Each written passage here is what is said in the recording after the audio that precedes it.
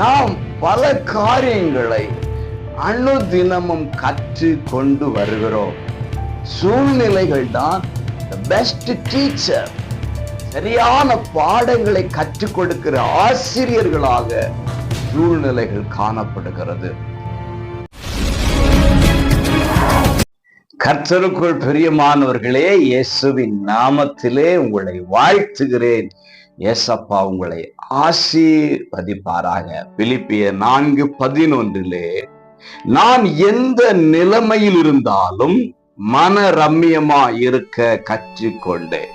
பக்தர் சொல்றான், எந்த நிலைமைகளிலும்.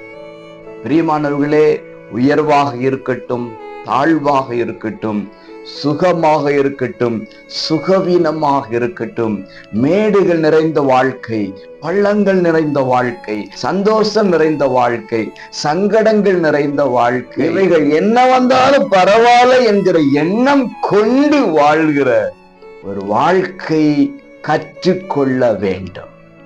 சிலர் சொல்லுவாங்க, சந்தோஷம் மட்டும்தான் வாழ்க்கையில் எனக்கு வேண்டும், உயர்வு மட்டுமே எனக்கு வேண்டும். இப்படி எப்பொழுதும் இருக்குமா சொல்லுங்க? இருக்காது. சில நேரம் ஆசீர்வாதம், சில நேரம் சிரிப்பு, சில நேரம் அழுகை.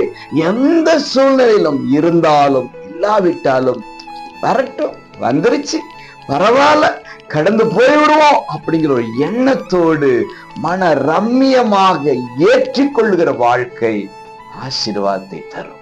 ஆகவே நம்முடைய தேவன் திராணிக்கு மேல சோதிக்கிறவர் அல்ல.